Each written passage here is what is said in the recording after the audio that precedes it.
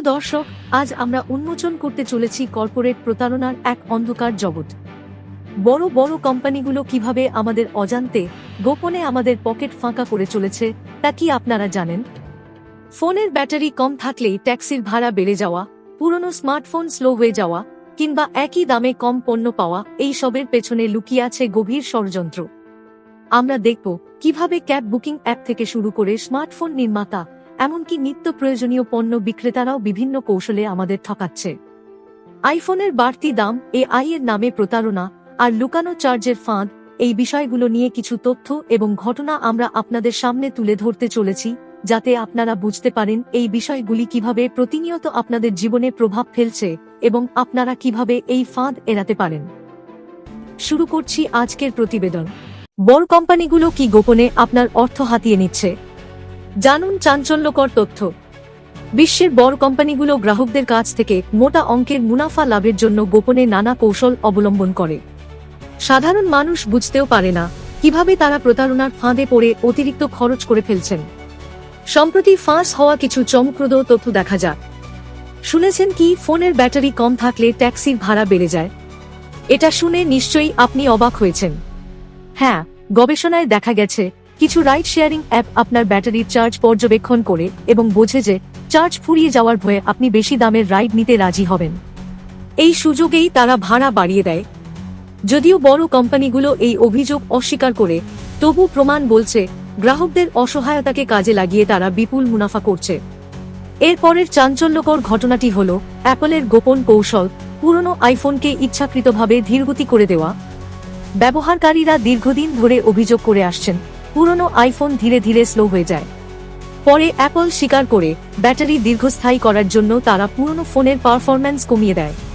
কিন্তু সমালোচকদের মতে এটি একটি পরিকল্পিত প্রতারণা। ফোন স্লো হয়ে গেলে ব্যবহারকারীরা নতুন মডেল কিনতে বাধ্য হন। এই কৌশলের জন্য অ্যাপল বহু দেশে মোটা অঙ্কের জরিমানার মুখে পড়েছে।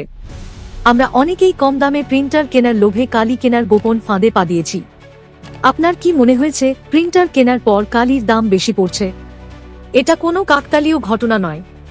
একে বলা হয় রেজর অ্যান্ড ব্লেড মডেল, যেখানে প্রিন্টার কোম্পানিগুলো কম দামে ডিভাইস বিক্রি করে কিন্তু ইঙ্ক কার্টিজের মাধ্যমে মূল লাভ করে।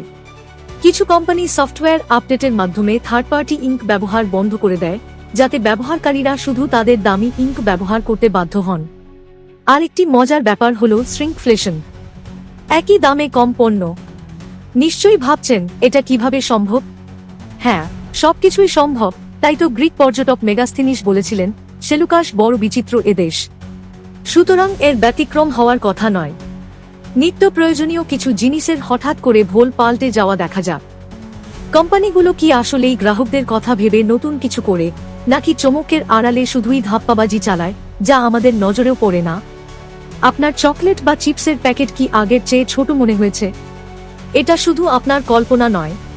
প্রতারণার আরেকটি জনপ্রিয় কৌশল হল শ্রিঙ্কফ্লেশন, যেখানে কোম্পানিগুলো পণ্যের আকার ক্রমশ ছোট করে কিন্তু দাম একই রাখে। এভাবে গ্রাহকরা বুঝতেও পারেন না যে তারা একই দামে কম পণ্য পাচ্ছেন।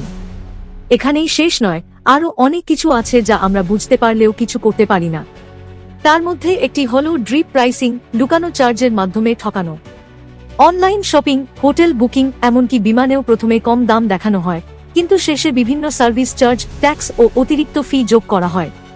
ফলে চূড়ান্ত বিল আগের চেয়ে অনেক বেশি হয়ে যায়। বর্তমান প্রবণতা হল এআই নামে প্রতারণা। যে কোনো ইলেকট্রনিক পণ্য কিনতে গেলেই এখন এআই শব্দটি শোনা যায় এবং বোঝানো হয় যে পণ্যটি এআই দ্বারা চালিত এবং এটি আপনার কথা মতো কাজ করবে। কিন্তু বাস্তবে এই মেশিনগুলো সাধারণ অটোমেশন বা সহজ সফটওয়্যার ভিত্তিক। এআই ট্যাগ ব্যবহার করে দাম বাড়ানো হচ্ছে, অথচ গ্রাহকরা আসল কৃত্রিম বুদ্ধিমত্তার সুবিধা পাচ্ছেন না। একটি উদাহরণ দিই। ধরুন আপনি ওয়াশিং মেশিন কিনতে গেলেন। ওরা বলবে যে কোনো কাপড় একসঙ্গে দিলে এআই সিস্টেম কাপড়ের ধরন অনুযায়ী নিজে থেকেই কাপড়গুলিকে আলাদা আলাদাভাবে ট্রিট করবে। কিন্তু বাড়িতে এনে চালালে দেখবেন সব কাপড় জট পাকিয়ে আছে এবং এমন কিছু শর্ত দেওয়া থাকে যা পরে আপনি দাবি করতে পারবেন না। ইন্টারনেটের জালে আমরা সবাই জড়িয়ে পড়েছি। আমাদের হাতের অ্যান্ড্রয়েড বা আইফোন আমাদের স্ট্যাটাস জানায়। কিছু ই কমার্স ও পরিষেবা প্রদানকারী সংস্থা এই সুযোগের সদ্ব্যবহার করছে। গবেষণায় দেখা গেছে কিছু সংস্থা আইফোন ব্যবহারকারীদের কাছ থেকে বেশি দাম নেয়, কারণ তারা মনে করে আইফোন একটি প্রিমিয়াম ডিভাইস, তাই ব্যবহারকারীরা বেশি খরচ করতে সক্ষম। ফলে অ্যান্ড্রয়েড ব্যবহারকারীদের তুলনায় আইফোন গ্রাহকদের জন্য একই পণ্যের দাম বেশি রাখা হয়। তাই সতর্ক থাকুন, প্রতারণার শিকার হওয়া থেকে বাঁচতে সচেতন থাকুন। এই কৌশলগুলো অনেক ক্ষেত্রে আইনসিদ্ধ, কিন্তু এগুলো ক্রেতাদের বোকা বানিয়ে ব্যবসায়ীদের মুনাফা বাড়ানোর উপায়। তাই সচেতন গ্রাহক হিসেবে প্রতিটি কেনাকাটায় সতর্ক থাকতে হবে।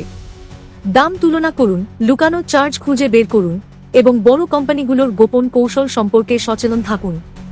আমরা প্রতিদিন কর্পোরেট চাতুর্য এবং বাণিজ্যিক চক্রান্তের শিকার হচ্ছি, তবে সচেতনতাই আমাদের এই প্রতারণার জাল থেকে রক্ষা করতে পারে। এখনই সময় নিজের অধিকার সম্পর্কে সচেতন হওয়ার এবং গোপন শোষণের বিরুদ্ধে রুখে দাঁড়ানোর। ভিডিওটি পছন্দ হলে লাইক দিন, কমেন্টে আপনার মতামত জানান আর শেয়ার করে বন্ধুদের দেখার সুযোগ করে দিন। আরও আকর্ষণীয় কন্টেন্ট পেতে চ্যানেলটি সাবস্ক্রাইব করুন।